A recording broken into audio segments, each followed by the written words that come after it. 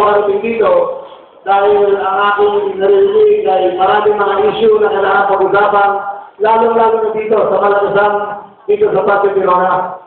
Noong isang linggo po ay dumating dito ang ating kasalukuyang gobernador at nagsalita sa harap ng Mandarang Patio Tirona at wala nang ginawa kundi pinagpulutan ang inyong lingkod na sa ako na daw ang pinakamasamang tao sa buong Pilipinas, sa buong Imus, sa buong Cavite. Wala nang siyang sinabi kung ano-ano pinasasabi sa akin.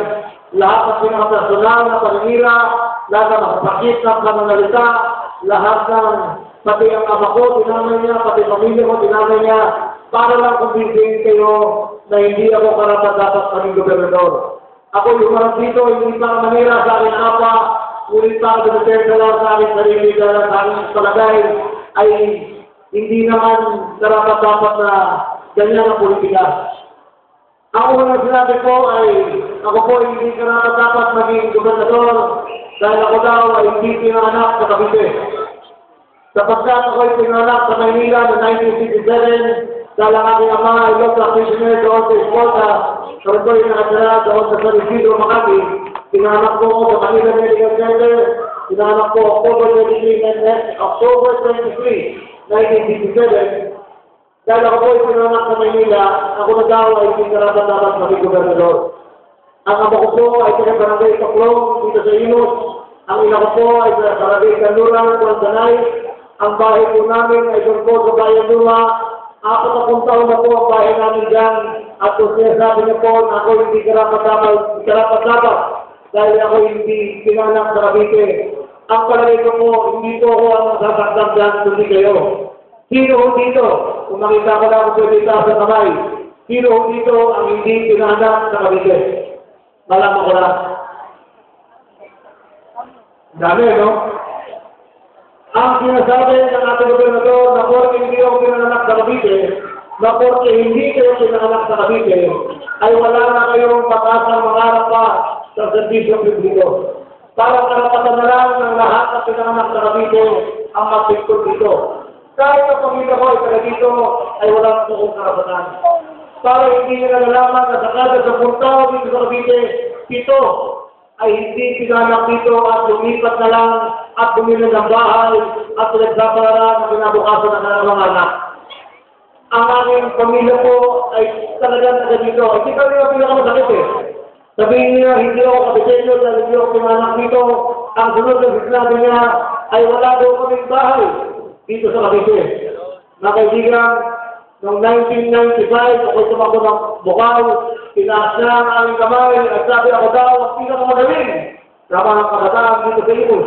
1998, ako'y tumakbo ng Vice Governor, siya ay Congressman, tinaas na naman aking kamay, at sabi, ako ang karapat-dapat maging Vice Governor. 2001, gano'n naman, 2004, gano'n naman, ang sinasabi niya, ako ang pag-asa ng bayan para sa inabukasan. Noong kami magkakampi, ako ay Caviteño. Noong kami magkalaban, hindi na ako Caviteño.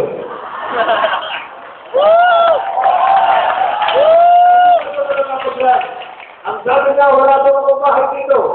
Mga kaibigan, para sa inyo, nakapunta sa bahay namin dito sa Bayan Luma, at sa bahay ni Governor Ayong, dahil sa Bayan Luma, iisa po ang address namin, Sansui Avenue. At ang bahay po namin ay 10 metro ang pagitan, 40 taon tumatawid, mapunta sa bahay namin si Alcazar, kasama ang aking ama, mag-best friend yung dalawa, 40 taon, magkapit bahay kami.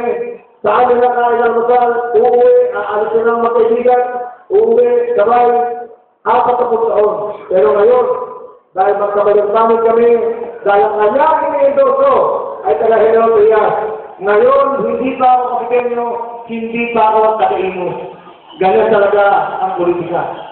Ang dami na pang sinasabi, ang dami pa, pati ang aking ama, ang pinakamasamang tao na ako din sa mga ito, na tao.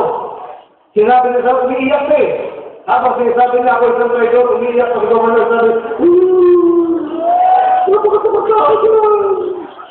umiiyak na ganyan. At nagsabi ako doon, napakasamang tao at ako doon traidor.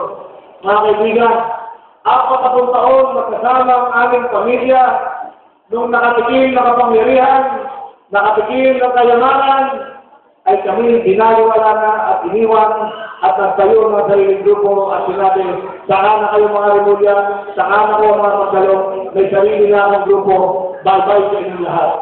Tapos ako pa daw ang traidor sa kanya at ako pa daw ang nangiwan. Ang kanyang paninira ay puro personal na talagang wala namang lugar sa politika. Nang sinabi, hindi ako dito, sinabi, ako yung traidor, pero sa lahat na kanya sinabi, isang oras, nagsalita, at walang sinabi kundi ako yung ng tao. Wala kang masasabi na kahit konti na pinakailaman ko ang pera ng Kapitolyo, na nakinapang ako sa Kapitolyo, na may pinagsamantalaan ako sa Kapitolyo, na ginamit ko ang aking kapangyarihan sa Kapitolyo para magpayaman. Hindi niya masabi yun. Ang sinasabi nila, ako ay masamang tao. Sana hindi pa rin ng politika. Ayaw na yung mga lumang stilo na dapat iniiwan na natin. Hindi ba dapat imbis na siraan ng lingkod na sana humarap na lang sa inyo at sinabing, mga kaibigan, salamat sa inyong pagtulong sa akin na tumigo na ang rulok ng kaligayahan, ang rulok ng kapangyarihan at sa mga darating na panahon, dapat na sinabi niya, sa mga darating na panahon, ang garbage tax na 365 pesos ay tatanggalin ko kung ako ay manalo. Hindi mo mas magandang marinig na kung ako ay manalo na ang traffic sa Imos ay matatapos at gagawa ko ng paraan na hindi na isang oras mula dito hanggang Bakaran araw-araw. Hindi mo mas magandang na sabihin niya. Hindi mo mas magandang sabihin niya kung ako ay manalo magtatayo ko ng public hospital dito para lahat ng mga taga-Imos ay hindi na kailangan tayo sa doktor kung sabihin ko mo konsultan. Bakit gano'n na lang? Bakit puro paninira na lang? Bakit gano'n ang kailangan sabihin para hindi manalo ng lingkod at para manalo ang kanyang kasama? Hindi mo maganda na magsama kay Pedro isa ibang kablado at sabihin namin ang kinabukasan, ang inaharap natin kinabukasan, kaysa sabihin napakasamang tao na. Mga kaibigan, kahit anong sabihin niya, kahit anong paninira niya sa akin, ang pangako ko sa inyo, mula ngayon, mula nung umpisa pa nakalalat, hindi ako gaganti at wala akong sasabihin na masama tungkol sa ating gobernador. Sa aking paniwala kahit paano siya'y nakatulong, sa aking paniwala kahit paano siya'y naglingkod, at kung ganun na kanyang paniniwala at kung ang puso niya, ayun ang nilalaman, ay sinasabi ka ng kanyang nararamdaman. Ang sinasabi ko lang, sana kalimutan natin ang lumang politiko, sana kalimutan natin ang mga lumang politiko, at harapin na lang natin ang kinabukasan na Imos at kinabukasan ng ating lalawigan. Kapasensya na po, kung yung politiko na lang sa talaga ang loob ko. Okay lang, kasama na, pumasa ko sa politiko, pero kaya namin nagsasama ng pinagkaki dito. Lahat kami may agenda para sa kinabukasan ng Imos. Lahat kami may agenda para sa kinabukasan ng Malagasang.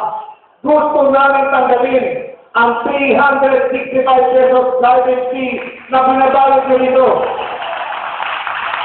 Na binabayad ng 50 square meters na bahay dito sa Malagasang at binabayad ng 10,000 square meters doon sa bahay nyo.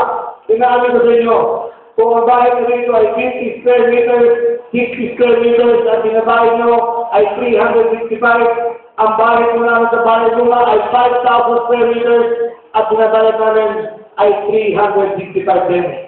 Ang tanong, sino sa inyo ang nalulugi? Kami ba o kayo? Ang bahay po ng ating nasalukuyan ng gobernador at kanyang farm, 4 hektarya. Ang binabayad ng 4 hektarya, 365 pesos. Magkano ang binabayad nyo sa 50 square meters nyo? 365 pesos. Ayan ang makatarungan na garbage, di makatarungan na garbage tax na gusto namin tanggalin. Kaya tulungan nyo si Mayor Saki, tulungan nyo si Boy Camarino, at tulungan nyo ang Swing Saki na ipahiwatig sa buong Imos na sa wala kayo sa lumang politika at gusto nyo isang makatarungan na pamahalaan sa pauunan ng malinis na pamahalaan ni Mayor Homer sa Kailangan. Kaibigan dalawang ito na sikinga, sana ang aming konting sinabi ay nakarating sa inyong puso. Iwan na po natin ang lumang politika at harapin natin ang kinabukasan ng Malagasang, ng Imos at ng lalawigan ng Cavite. Maraming salamat po. Ako po si Johnny Rimulya, tumatakbo ng gobernador ng ating lalawigan. Mabuhay po ang one, Team Lucky. Mabuhay po ang Imod. Maraming